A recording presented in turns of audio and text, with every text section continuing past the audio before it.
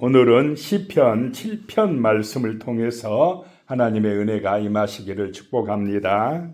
시편 7편은 사울 왕의 친척 가운데 한 사람인 베냐민 사람 구시의 중상 모략 때문에 억울하게 모함을 당하는 다윗이 하나님께 호소하면서 기록한 비탄시입니다.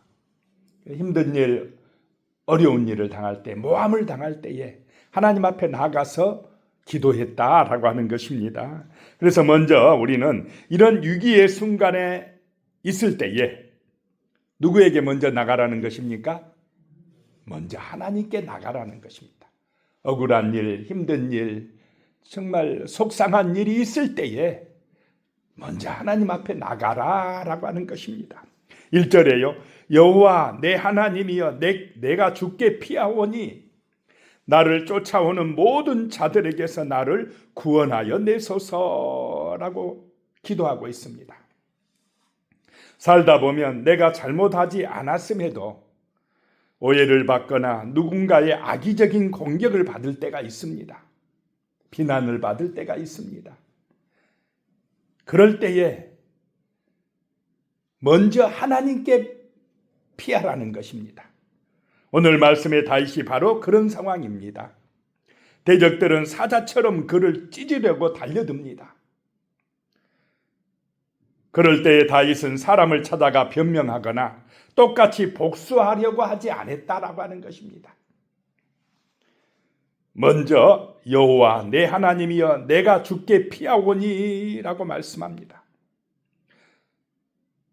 여호와 내 하나님이여 내가 주께 피하옵나이다 라고 하는 것입니다.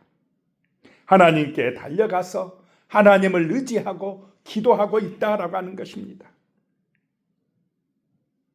하나님께 피하는 것이 복 있는 사람인 줄로 믿으시기 바랍니다. 답답한 일 당할 때에, 힘든 일 당할 때에 하나님 앞에 나오는 것, 그분에게 기도하는 것, 그것이 문제 해결의 시작이다라고 하는 것입니다. 2절에 보니까요, 건져낼 자가 없으면 그들이 사자같이 나를 찢고 뜯을까 하나이다 라고 표현하고 있습니다. 다윗은 자신의 대적을 성난 사자에다 비유하고 있습니다. 막 으르렁거리며 잡아먹으려고 하는 사자를 생각해 보시기 바랍니다. 그래서 하나님께서 건져내 주시지 아니하면 그들이 나를 사자같이 찢어버릴까 뜯어먹을까 하나이다 라고 하는 것입니다. 다윗을 모함하는 자들이 얼마나 몰인정하며 잔인한 자들인가를 보여주고 있습니다. 자, 모함을 당하고 억울한 일을 당할 때 먼저 하나님께 피하시기를 소망합니다. 그 다음에 할 일이 뭐냐면 하나님 앞에 피했으면 나아가서 기도할 때 먼저 자신을 또 성찰해 봐야 됩니다. 내게 허물이 없었는가? 나의 부족함이 없었는가? 하나님 앞에서 자신을 성찰해 봐야 된다라고 하는 것입니다. 3절에 여호와 내 하나님이여 내가 이런 일을 행하였거나 내 손에 제약이 있거나 저들이 그렇게 말로써 중상모략하는데 나를 고소하는데 하나님 내 아버지 내가 진짜 이런 일을 행하였거나 그들이 고소한 대로 그런 일을 행하였거나 내 손에 제약이 있거나 하면 하나님 나를 징계해 달라, 징계해 주세요 라고 하는 것입니다. 4절에요 화친한 자를 악으로 갚았거나 내 대적에게서 까닭 없이 빼앗았거든. 화친한 사람들, 언약을 맺은 사람들, 그 사람들에게 약속을 어기고 악으로 갚았거든 나를 징계해 주세요 라고 하는 것입니다. 또 내 대적이라 할지라도 까닭 없이 이유 없이 그들의 것을 내가 빼앗았거든. 5절입니다. 원수가 나의 영혼을 쫓아잡아 내 생명을 땅에 짓밟게 하고 내 영광을 먼지 속에 살게 하소서 셀라라고 기도하고 있습니다. 내가 그런 악한 일을 저질렀다면 정말로 내가 죄가 있다면은 저 원수들이 내 생명을, 내 영혼을 잡아서 땅에 짓밟게 하소서라고 하는 것입니다. 내 영광을 먼지 속에서 뒹굴게 해도 좋다는 것입니다. 이것은 다윗이 자신의 무죄를 주장하는 교만이 아니었습니다. 다만 하나님 앞에서 양심의 꺼리낌 없이 살아왔음을 정직하게 고백하는 것입니다. 이렇게 자신을 성찰하는 시간이 필요하다라고 하는 것입니다. 그리고는 이제 하나님께 호소해야 됩니다. 그 문제를, 그 억울한 일을, 답답한 일을 누구에게 호소하라고요? 하나님께 호소하라라고 하는 것입니다. 사람들에게 말하기 전에 하나님께 먼저 아뢰라는 것입니다. 6절에 여호와여 진노로 일어나사 내 대적들의 노를 막으시며 나를 위하여 깨소서 주께서 심판을 명령하셨나이다. 다윗은 자신의 무고함을 하나님 앞에 호소하고 있습니다.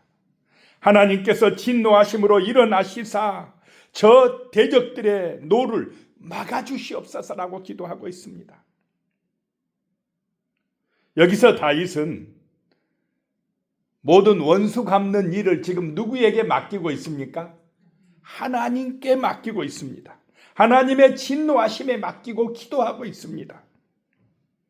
주님께서 일어나셔서 깨셔서 나를 위하여 심판해 달라고 간구하고 있다는 것입니다. 심판을 명령하여 주시옵소서라고 기도하고 있습니다. 7절입니다. 민족들의 모임이 주를 두르게 하시고 그 이 높은 자리에 돌아오소서. 하나님께서 민족들 가운데 높이 서셔서 심판해 주시옵소서라고 기도하고 있습니다. 8절에요. 여호와께서 만민에게 심판을 행하시오니 여호와 나의 의와 나의 성실함을 따라 나를 심판하소서. 하나님께서 만민을 심판하시는 재판장이 되신다는 것입니다. 자, 하나님이 재판해 주시는 줄로 믿으시기 바랍니다. 그래서 다윗은 모든 백성들을 심판하실 하나님 앞에서 자신의 의와 성실함을 따라 판단받길 원한다라고 하는 것입니다. 하나님이 판단해 주시옵소서, 하나님이 재판해 주시옵소서라고 호소하며 기도하고 있습니다. 9절에요. 악인의 악을 끊고 의인을 세우소서. 의로우신 하나님이 사람의 마음과 양심을 감찰하시나이다 라고 기도합니다. 악인의 악을 끊어버려 주시옵소서, 그리고 의인을 세워주시옵소서라고 하는 것입니다. 자, 여기서 다윗의 기도를 보시면 악인들을 그냥 제거하여 주시옵소서가 아니라 그 악인의 뭐를 제거해 달라고 기도하고 있습니까? 악을 제거해 달라고 기도합니다. 그래서 그 악인이라도 회개하면 어떻게 되길 원한다는 것입니까? 구원받길 원한다라고 하는 것입니다. 그 악을, 죄를 미워하지 그 악인 자체를 미워하지 않고 있다라고 하는 것입니다. 10절에요. 나의 방패는 마음이 정직한 자를 구원하시는 하나님께 있도다. 나의 방패가 되시는 분이 누구시다는 것입니까? 하나님이시다는 것입니다. 사람들의 중상모략과 비난에서 나를 지켜주시고 보호해 주실 분이 하나님이시다라고 하는 것입니다. 그 하나님은 마음이 정직한 자를 구원하시도다라고 하는 것입니다. 11절입니다. 하나님은 의로운 재판장이시며 매일 분노하시는 하나님이시리로다 라고 말씀합니다. 다윗은 하나님을 만민을 심판하시는 분, 의로운 재판장으로 부르고 있습니다. 매일 분노하시는 하나님이라는 것은 언제라도 악인을 벌하실 수 있는 분이라는 것입니다. 자, 그래서 심판은 누가 하신다는 것입니까? 하나님께서 하신다는 것입니다. 하나님의 손에 맡겨야 된다는 것입니다. 12절에요. 사람이 회개하지 아니하면 그가 그의 칼을 가시며 그의 화를 이미 당기어 예비하셨도다. 누가 그랬다는 것입니까? 하나님께서 그렇게 하신다는 것입니다. 사람이요, 죄가 있어서 망하는 것이 아니라 왜 망합니까? 회개하지 아니하기 때문에 망합니다. 하나님은 죄인들도 사랑합니다. 그들도 용서하길 원하십니다. 구원하길 원하십니다. 그런데 구원받으려면 뭐를 해야 됩니까? 회개해야 됩니다. 그 죄악에서 돌이켜야 됩니다. 그러면 용서받습니다. 강도라도 진심으로 회개하면 구원에 이를 수 있습니다. 그런데 문제는 회개하지 아니하면 심판받는다는 것입니다. 구원받지 못한다라고 하는 것입니다. 하나님이 칼을 가신다는 것입니다. 심판을 예비하고 있다는 것입니다. 13절에요. 죽일 도구를 또한 예비하시며 그가 만든 화살은 불화살들이로다. 죽일 도구, 불화살을 쏘는 기계를 의미합니다. 그가 만든 화살은 불화살이라는 것입니다. 불화살은 하나님의 심판의 불을 상징하고 있습니다. 14절에요. 악인이 죄악을 낳으며 재앙을 베어 거짓을 낳았도다. 악인들은 늘 죄악을 생각으로 품고 있다가 죄악을 낳는다는 것입니다. 거짓을 낳는다는 것입니다. 그 속에 뭐가 있으니까요? 죄가 있으니까 이게 이제 죄악을 만들고 거짓을 만들고 한다라고 하는 것입니다. 15절에 그가 웅덩이를 파 만들며 제가 만든 함정에 빠졌도다. 다윗은 악인이 결국 달려갈 파국의 과정을 묘사하고 있습니다. 여기서 웅덩이와 함정은 다른 사람을 빠뜨리기 위해서 악인이 파놓은 것입니다. 그런데 누가 빠진다는 것입니까? 자기가 빠집니다. 그렇다는 것입니다. 하나님은 그가 행한 대로 부응하신다라고 하는 것입니다. 16절에요. 그의 재앙은 자기 머리로 돌아가고 그의 포악은 자기 정수리에 내리리로다. 자기한테 돌아간다는 것입니다.